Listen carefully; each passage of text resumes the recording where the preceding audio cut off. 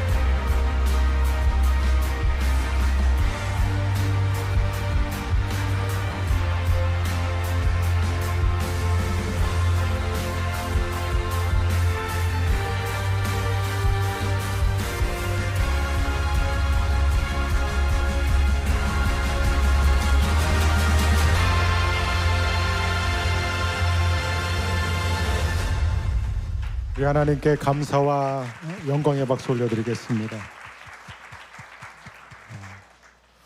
우리 교회는 항상 창립 예배 때 1년 표를 정합니다. 교회 생일에 맞춰서.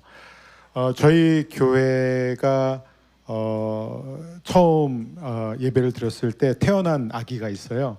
그 아기가 이제 정확히 교회처럼 9살입니다.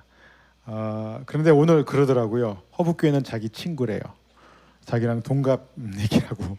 정말 맞는 얘기예요. 그래서 그 자녀를 보면서 저는 허북교회가 이제는 9살이 되었구나. 그리고 그 9살의 모습이 어떤지를 좀 상상해 봅니다. 9년 동안 정말 하나님의 은혜로 여기까지 왔어요. 5년까지는 모든 게 굉장히 생생하게 기억이 나는데 그 뒤에 이제 코로나가 터진 다음에 시간이 어떻게 지났는지 잘 모르겠어요. 왜냐하면 6주년은 아무도 없었어요. 6주년은 그냥 카메라를 보고 했고 7주년 때는 제가 기억하기로 현장에 15분인가 20명이 참석이 가능했었고 그리고 이제 작년에 8주년 예배를 드리고 이제 9주년 예배를 드렸습니다. 그리고 내년에는 이제 10주년을 드리게 되고 그 다음 10년을 바라보게 돼요. 그러면서 1년 내내 기도했습니다. 하나님, 9살이 된 우리 교회를 향한 하나님의 약속은 무엇입니까? 하나님의 뜻은 무엇입니까? 그러면서 제 마음 가운데 한동안 계속해서 떠올랐던 단어가 바로 리셋입니다.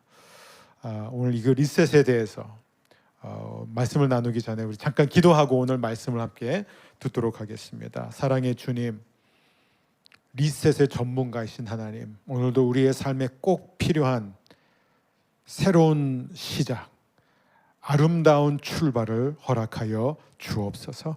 예수님의 이름으로 기도합니다. 아멘. 제가 이번에 이제 미국 일정 가운데 평소에 안 하던 일을 했습니다. 자기 전에 시차 적응도 안 됐는데 자기 전에 스마트폰 패턴을 바꿨어요. 왜 바꿨는지 모르겠어요.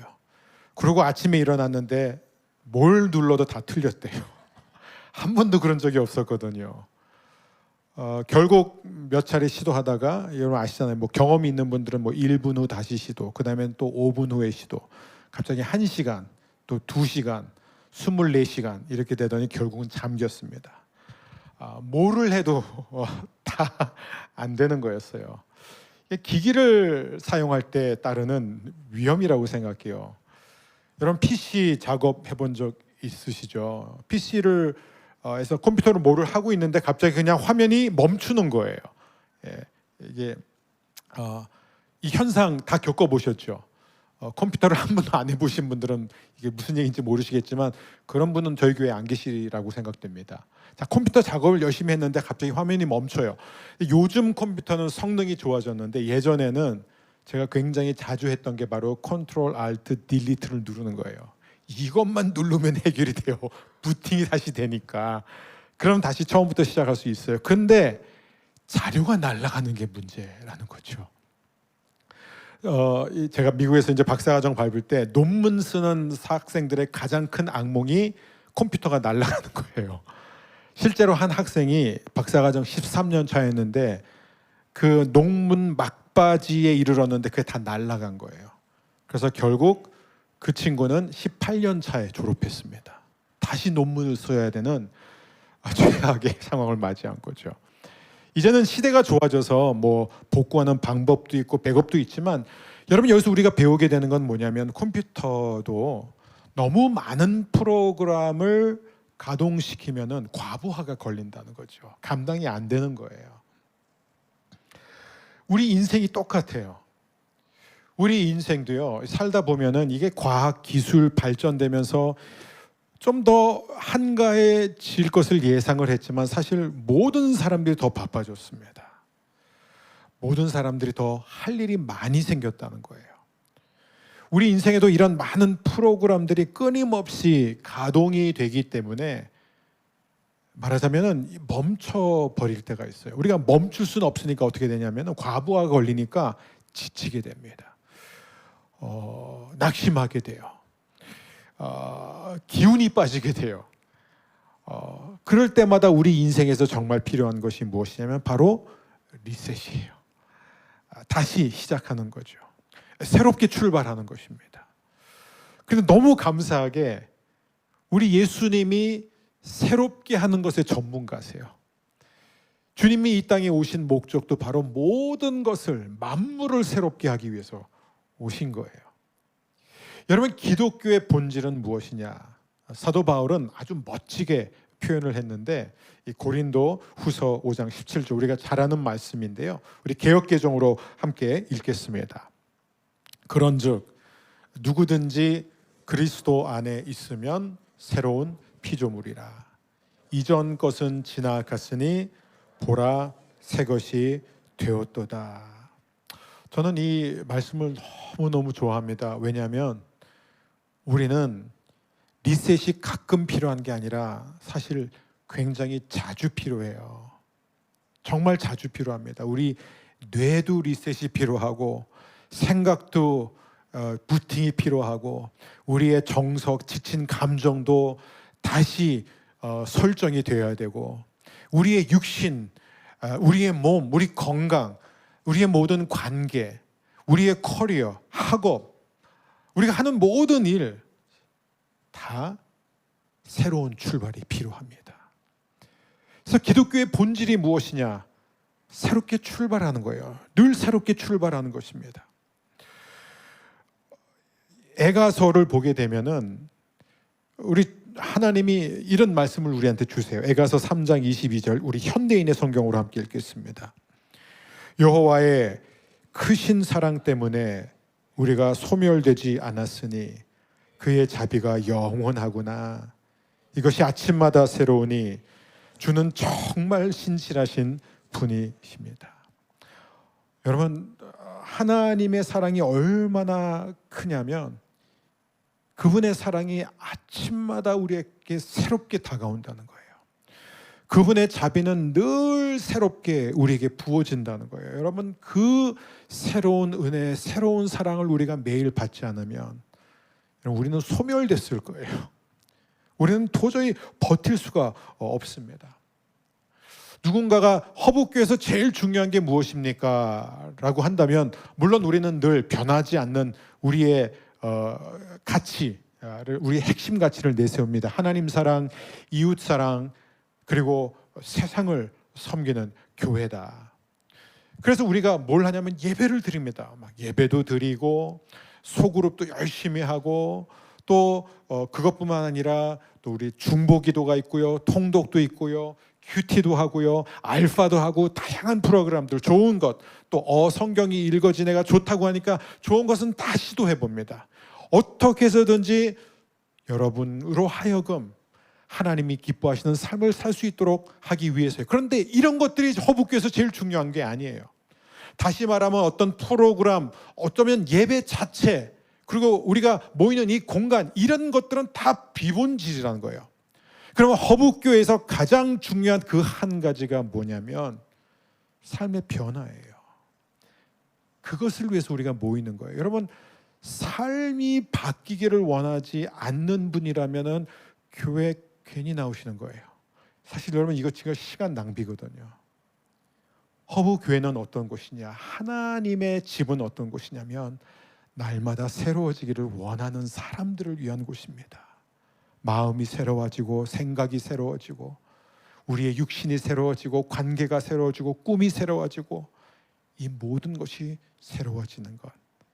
저는 하나님께서 여러분 삶 가운데 그런 일을 시작하셨고 행하실 줄 믿습니다. 그게 바로 새로운 시작이에요. 우리는 어떻게 새로운 삶을 향해 나갈 수 있을까? 제가 한때는 사람들이 이렇게 물어보면은 이런 불평을 하는 제 자신을 보게 됐어요. 그게 뭐냐면 5주년 때까지 너무 좋았다. 교회가 계속해서 부흥하고 뭔가 이렇게 역동성이 있고 막 새가족들이 많이 몰려오고 그랬는데 코로나가 터지면서 여러분 코로나 때문에 우리 모이지도 못했잖아요. 모이는 것도 허락이 안 됐었잖아요. 또 그 가운데 은혜가 있었지만 저는 늘 어떤 생각을 했냐면 빨리 코로나 이전 상태로 돌아갔으면 좋겠다. 그런 얘기를 자주 했었어요. 근데 어느 날 그게 얼마나 잘못된 생각인지를 깨닫게 되었습니다. 하나님께서 코로나라는 이 상황을 허락하신 것은 우리로 하여금 코로나가 지나가면 코로나 이전 상태로 그대로 돌아가라라고 허락하신 것이 아니에요. 우리에게 더 좋은 것을 주시기 위해서 허락하셨습니다. 하나님, 우리가 이전 상태로 돌아가는 게 아니라 더 높은 차원을 향해 하나님께서 우리 안에서 새로운 일을 시작하시는 것을 보도록 우리를 부르시는 줄 믿습니다. 그래서 이제 9살이 된 지금 내년 10주년은 모두가 그래요. 제가 얘기도 안 했는데 10주년은 거하게 해야죠. 거하게 하려고 해요. 무엇이 거한지는 뭐 정의하기 나름이지만, 그러나 내년 이제 10주년을 우리가 달아보면서 9주년에서 정말 중요한 게 뭐냐면 저는 리셋이라고 생각합니다. 다시 시작하는 거예요. 자, 그렇다면 우리는 어떻게 우리의 삶을 새롭게 시작할 수 있을까요? 오늘 여러분들과 그 세 가지를 나누고 싶어요. 첫 번째, 우리가 새로운 삶을, 새로운 출발을 위한 첫 번째 해야 할 일은 무엇이냐? 저를 따라 함께 읽겠습니다. 하나님께 이렇게 기도하라. 주님, 내 삶 가운데 새로운 일을 시작해 주세요. 저는 여러분 모두의 기도가 되었으면 좋겠어요. 그런데 한 번만 기도하지 마세요. 오늘 설교 제목이 그거니까 오늘 이 자리에서 한번 화끈하게 기도하고 돌아가지 마세요. 1년 내내 매일 이 기도했으면 좋겠어요. 여러분, 자녀들이 뭐 사달라고 할 때 보면은 한두 번 사달라고 하다가 만 거는 뭐예요? 별로 원하지 않는다는 얘기죠. 저희 첫째랑 둘째는요, 너무 감사하게 한 번도 뭘 사달라고 한 적이 없어요, 여태까지.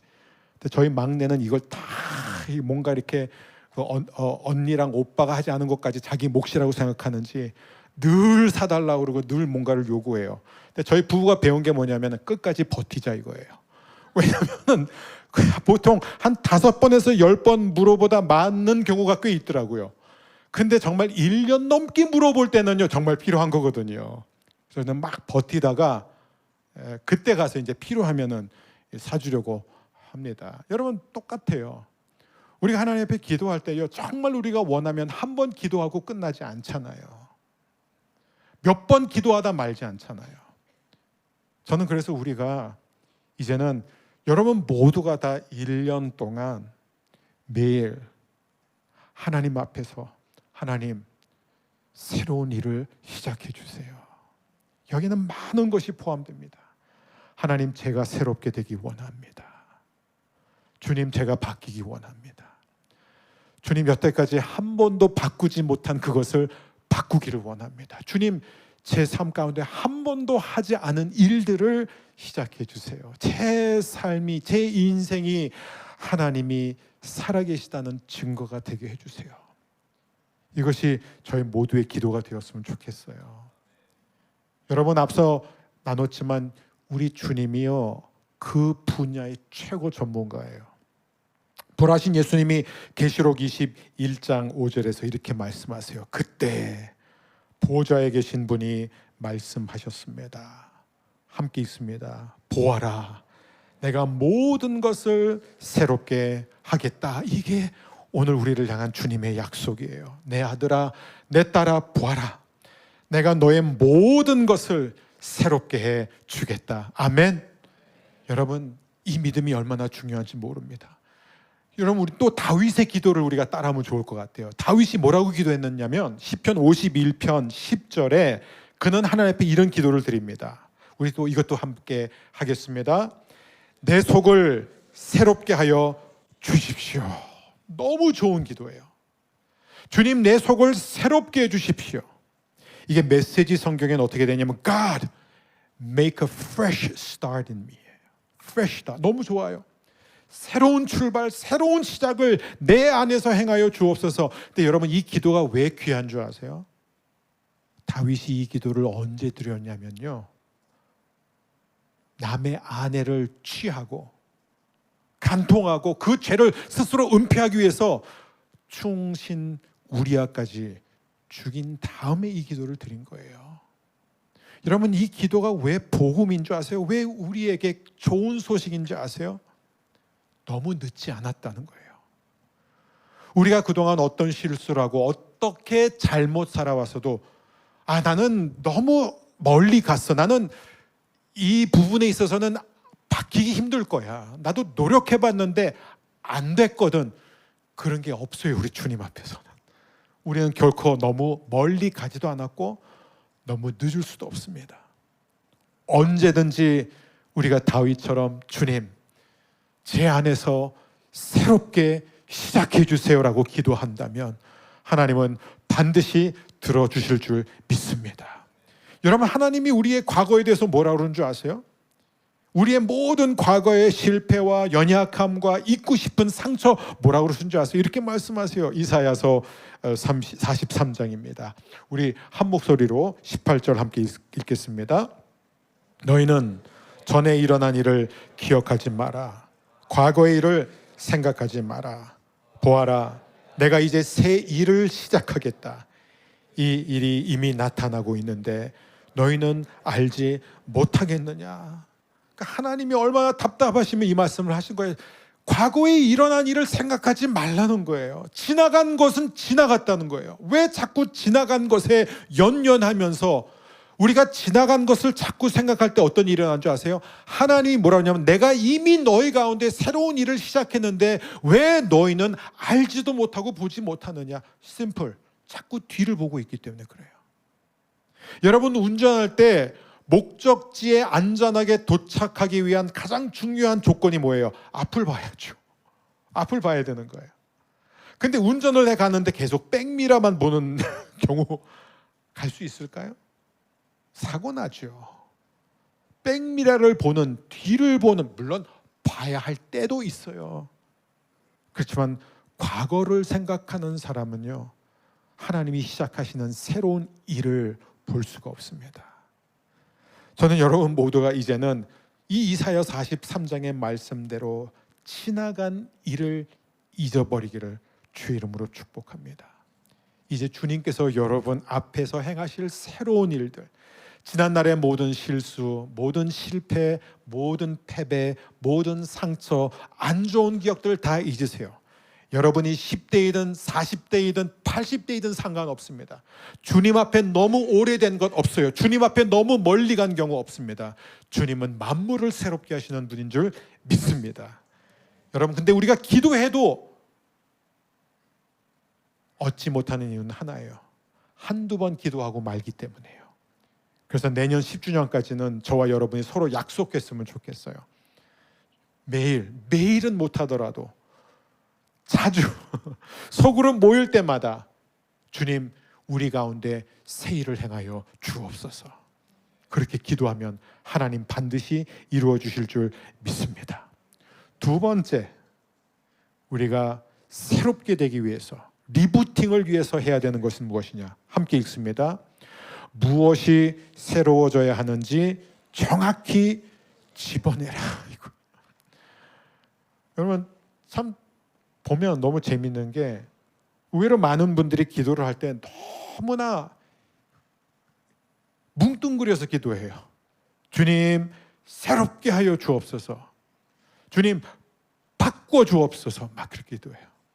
그냥 주님은 늘 그래요. 뭘 새롭게 해줄까? 뭘 바꿔주기를 원하느냐? 몰라요. 그냥 새롭게 되기를 원합니다. 제 인생이 바뀌기를 원합니다. 그런 기도는 1년 드려도 아무것도 안 바뀌어요. 왜 그런 줄 아세요? 문제를 해결하려면 문제가 무엇인지 알아야 되잖아요. 주님은 우리가 직접 그 문제가 무엇인지 알고 그 문제를 가지고 주님 앞에 나오기를 기다리세요. 만일 내게 있는 문제가 무엇인지 모른다면 여전히 내 삶 가운데 새로워져야 되고 바뀌어야 되고 새롭게 출발해야 할 그 영역이 무엇인지 모른다면 주님께 구하세요. 주님이 가르쳐 주실 것입니다. 그런데 한 가지는 분명해요. 내 삶 가운데 무엇이 바뀌어야 되는지를 내가 모르면 하나님께서 새롭게 해주시는 기적을 우리는 경험할 수 없습니다. 결국은 내 삶의 영역에 변화될 것을 깨닫는 만큼 하나님께서 우리 가운데 기적을 베풀어 주실 줄 믿습니다. 그래서 여러분들을 돕기 위해서 제가 몇 가지를 적어 봤습니다. 뭐를 적었냐? 예를 들어서예요. 하나님과의 관계. 이게 제일 중요한 것 같아요. 하나님과의 관계. 아마 여기 있는 분들 대부분이 다 그런 기도를 해야 될 거예요. 하나님, 아버지와의 관계가 새롭게 되기를 원합니다. 주님과의 관계가 다시 출발되기 원합니다. 어떤 분만 이런 기도를 안 드려도 되냐면, 나는 지금 내 인생 가운데 가장 주님과 친밀해, 이런 분들이 계시다면 이 기도 지금은 안 드려도 돼요. 근데 다음 주는 드려야 될 거예요. 이게 오래 안 가거든요. 그래서 우리는 늘 그 기도해요. 주님, 다시 말씀으로 돌아가고 다시 하나님 아버지와의 관계가 회복되기를 원합니다. 새롭게 해 주옵소서. 또 우리가 기도해야 할 부분이 뭐가 있을까요? 건강이에요. 이 코로나 기간 또 많은 분들이 몸이 많이 약해졌습니다. 기력이 쇠해졌습니다. 지쳐 있어요. 주님, 1년 동안 저의 건강을, 저의 몸을 회복시켜 주시고 새롭게 하여 주옵소서. 우선순위를 놓고도 기도해야 돼. 어떤 분은 이게 너무 중요해. 지금 우선순위가 잘못됐어요. 하나님이 우선순위가 새롭게 되게 하여 주옵소서. 본질이 무엇이고 안 해도 되는 것이 무엇인지 분별할 수 있게 해 주옵소서. 또 인간관계를 놓고도 기도해야 됩니다. 또 너무나 무기력증에 시달려 있는 많은 분들이 있는데 주님, 의욕을 놓고도 기도해야 돼요. 주님, 저에게 새 힘을 주시고 새 마음을 주시옵소서. 꿈을 주옵소서. 또 우리의 직업, 우리의 커리어, 우리의 진로 문제를 놓고도 주님, 새로운 길을 열어 주옵소서. 그 기도를 주님은 듣기 원하세요. 또 우리의 생각의 변화를 위해서 우리는 기도해야 돼요. 코로나를 지나면서 의외로 많은 분들이요, 잘못된 생각에 사로잡혀 있어요. 그래서 자꾸 두려운 생각이 난대요. 자꾸 부정적인 생각이 든대요. 자기가 어떻게 해볼 수 없는 끊임없이 이런 생각들이 자기를 찾아오고 자기를 공격해오는 걸 느낀다는 거예요. 주님, 저의 생각을 새롭게 하여 주옵소서. 이 기도를 주님은 듣기 원하십니다. 또 결혼 생활이요. 여러분, 어떤 결혼 관계도요, 그대로 유지되는 관계는 없습니다. 모든 결혼과 부부 관계는요, 항상 둘 중에 하나예요. 가까워지든지 멀어지든지. 그럼 자신에게 한번 물어. 난 지금 남편과 내 아내와 가까워지고 있는가? 아니라면 결론, 멀어지고 있다는 거예요. 우리는 5년, 10년 그대로야 그건 불가능합니다. 관계는 그렇게 되지 않아요. 그렇기 때문에 저는 1년 동안 결혼한 모든 분들이 기도해야 할 것이 무엇이냐? 주님, 1년 동안 우리 부부 관계가 새로워지게 하여 주옵소서. 이거요. 다시 사랑에 빠지게 하여 주옵소서요. 이게 아멘이 없어요. 원하시는데 왜 아멘이 없으세요? 저도 제 아내와의 관계에서 보니까요, 그대로 유지되는 법은 없어요. 항상 둘 중에서 하나예요. 그럼 우리는 어떻게 되죠? 가까워져야 돼요. 새롭게 사랑해야 돼요. 사랑에 다시 빠져야 됩니다. 이 사랑이 여러분에게 임하기를 주의 이름으로 축복합니다. 또 우리의 일상, 우리의 습관, 코로나가 그걸 많이 바꿔놨습니다. 그래서 이제 우리가 어떻게 우리의 일상을 살아갈 것인가, 우리의 삶에 잘못된 습관들이 무엇이 있을까? 여러분 잘 아실 거예요. 여러분, 습관만큼 중요한 게 없어요. 습관이 바뀌지 않으면요, 하나님이 우리 가운데 행하시는 새로운 일들을 우리가 받아들일 수가 없는 거예요. 참여할 수가 없습니다. 주여, 잘못된 습관을 새롭게 하여 주옵소서. 또 이거 되게 심각하죠. 자녀 양육이에요. 자녀와의 관계가 지금 너무 힘든 분들이 많아요. 그거 하나 때문에 온 집안이 지금 마비가 되어 있는 분들, 사춘기 10대, 이거는 하나님의 도움이 없으면 안 됩니다. 하나님, 저 자식에게 성령을 부어 주옵소서. 그러면 10중 팔구 성령님이 여러분에게 임하실 거예요. 기도하세요. 주님, 저 놈을 새롭게 해주세요. 그러면 10중 팔구 하나님이 여러분을 새롭게 해주실 거예요. 근데 기도하는 게 중요해요. 주님, 새롭게 해주시옵소서. 그 다음에 우리 자신감이요. 많은 분들이 자신감을 잃었어요. 실패를 경험했든지, 아니면 누구에게 상처를 받았든지, 거절을 당했든지, 바뀌지 않는 자신의 모습을 보면서 낙심해 있든지, 여러분, 자신감을 위해서 기도했어요. 하나님, 저에게 하나님 아버지의 자신감을 주옵소서. 새롭게 하여 주옵소서. 또 재정의 흐름이 막힌 분들, 재정의 축복이 막힌 모든 분들 기도하십시오. 하나님, 1년 동안 주님께서 재정을 새롭게 하여 주옵소서. 물질을 쫓는 자가 아니라 물질을 다스리는 자가 되게 하여 주옵소서. 여러분마다 다 이 영역이 다를 수 있습니다. 어떤 분은 한 7가지, 어떤 분은 8가지, 나는 한두 가지밖에 해당이 안 된다. 그분들은 상담 신청하시고, 나는 아무것도 해당이 안 된다. 그분은 너무나 괴로워서 자기를 지금 현실을 부정하는 분이에요. 그 로마서의 12장 그 뒷부분에 착각하지 말라고 그 말씀까지 나와요. 자기를 자기 이상으로 생각하지 말래요. 왜냐하면 자기가 도움이 필요 없다고 생각하는 사람은 하나님이 도와주시지 않기 때문에 그렇습니다. 그래서 우리는 뭘 해야 되냐면 고린도후서 13장 5절이에요. 여러분 자신을 잘 살펴보십시오. 여러분이 참다운 그리스도인입니까? 그리스도인이 되는 시험에 합격하였습니까? 여러분은 그리스도의 임재를 경험하며 여러분 속에 역사하시는 그분의 능력을 더욱더 실감하고 있습니까? 그와 반대로 사실은 그렇지 않으면서도 그리스도인이 된 흉내만 내고 있는 것은 아닙니까? 여러분, 저의 간절한 기도는 이제 앞으로 1년 동안 우리 교회라고 말할 때마다 저는 딱 한 가지 생각해요. 건물을 생각하고 시설과 예배를 생각하고 프로그램에 여러분을 생각하는 거예요. 주님, 1년 동안 우리 모든 성도님들이 날마다 주님과의 관계가 깊어지게 해주세요. 날마다 새로운 은혜를 경험하게 해주세요. 그래서 그리스도인 된 것 흉내내지 않게 해주세요. 얼마나 괴로워요. 얼마나 괴롭습니까? 주님, 새롭게 주옵소서. 마지막 3번째, 우리의 삶에 새로운 일을 경험하기 위한 마지막 조건, 너무 중요합니다. 함께 읽습니다. 함께 할 사람들을 찾으라. 여러분, 이게 얼마나 중요한지 모릅니다. 내 삶이 리셋이 되려면, 내 삶이 새로운 출발을 경험하기 위해서는 반드시 누군가의 도움이 필요합니다. 여러분, 자기 인생을 바꾸고 자기의 삶을 새롭게 하는 것처럼 어마어마한 일을 무슨 수로 혼자 해요? 그거 혼자 못합니다. 그건 같이 하는 거예요. 누군가가 함께 그 일을 동참하지 않는다면, 기도로 함께 하지 않는다면 누구도 해낼 수 없어요. 왜냐하면 하나님이 우리를 그렇게 지으셨어요. 그게 우리의 DNA예요. 그래서 우리는 상대방의 도움 없이는 살 수 없도록 만들어진 존재라는 거예요. 아니요, 나는 혼자 할 수 있어요.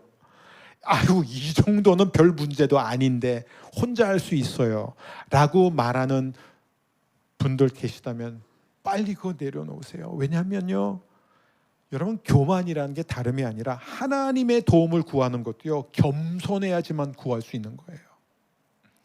그래서 하나님은 겸손한 자에게는 늘 은혜를 주세요. 무슨 기도를 해도 들어주세요. 왜냐하면 겸손한 사람은요, 하나님의 도움을 구하면서 동시에 이웃의 도움을 구하기 때문에 그래요. 여러분, 다른 사람을 의지할 수 있는 것은요, 겸손이 필요합니다. 겸손이 필요해요. 나 혼자 할 수 있어, 이거 별거 아니야. 여러분, 혼자 할 수 있었으면 벌써 했게요? 안 했잖아요. 안 바뀌었잖아요. 시도 안 해본 게 아니잖아요. 노력 안 해보지 않았잖아요. 근데 안 되잖아요. 처음 상태보다 더 나빠졌잖아요. 왜 그런 줄 아세요? 혼자 안 돼요.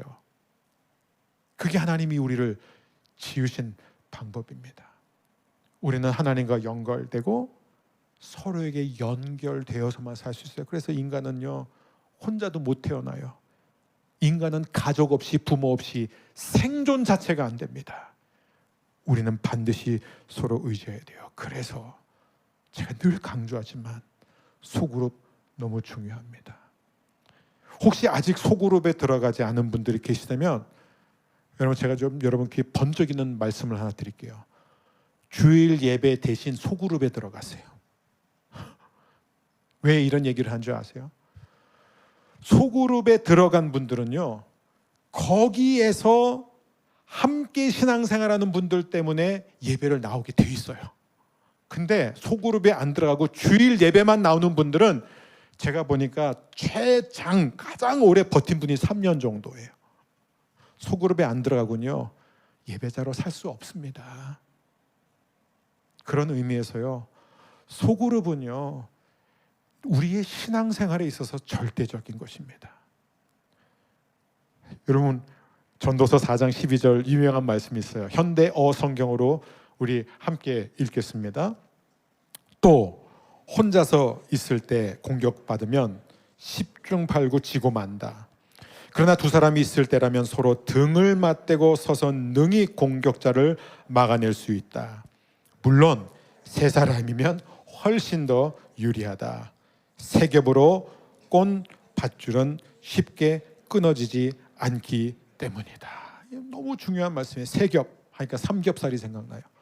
우리 오늘 끝나고 교육자도 삼겹살 먹으러 가기로 했습니다. 이거 하나 되기 위해서. 또 전도서 4장 10절에도 이런 말씀이 있어요. 둘이 가다가 한 사람이 넘어지면 다른 사람이 그를 일으켜 주지만 혼자 가다가 넘어지면 궁지에 빠지고 만다.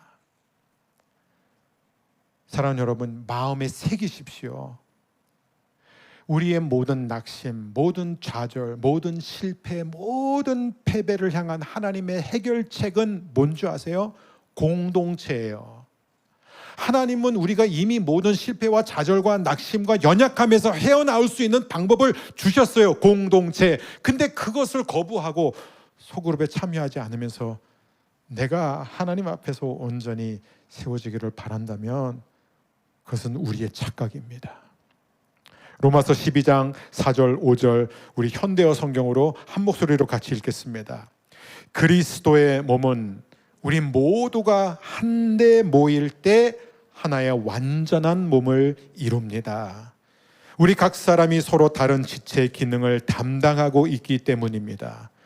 그러므로 우리는 서로가 서로에게 속해 있으며 각 사람은 다른 모든 사람을 필요로 하고 있는 것입니다. 사도 바울이 한 얘기를 정확히 표현하자면 저는 여러분 모두에게 속해 있고 여러분 모두가 저에게 속해 있다는 거예요.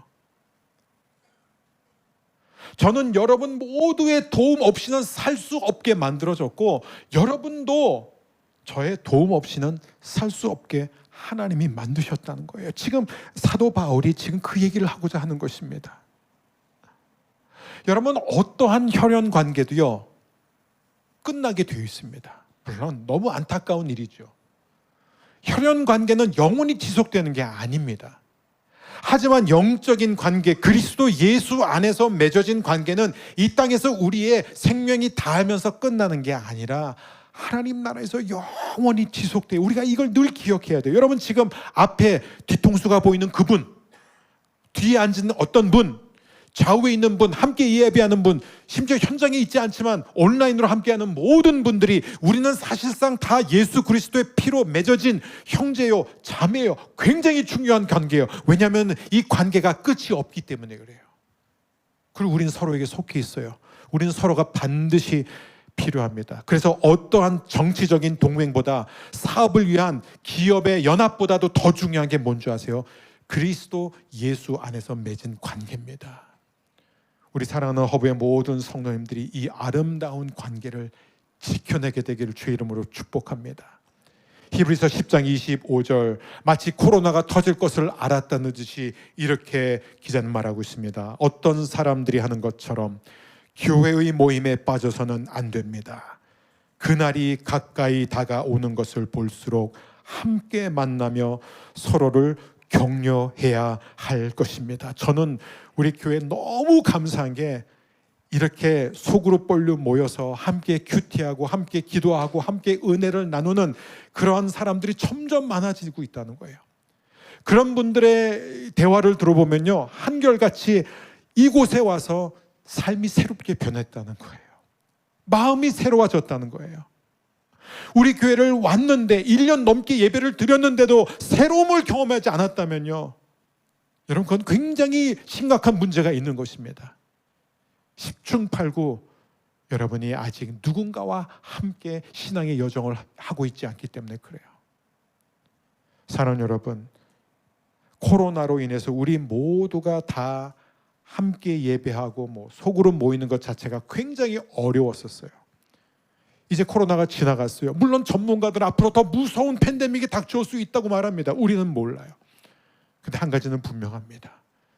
마지막 때가 가까울수록 우리는 어떤 사람들처럼 두려워서 더 이상 예배를 드리지 않고 소그룹에 참여하지 않는 사람이 아니라 오히려 더 열심히 모이고 서로를 격려할 때, 여러분, 하나님은 우리를, 우리 가정을, 우리의 일터를, 우리의 모든 관계를, 우리의 모든 손의 행사를, 이 교회를, 이 나라를 새롭게 해주실 줄 믿습니다.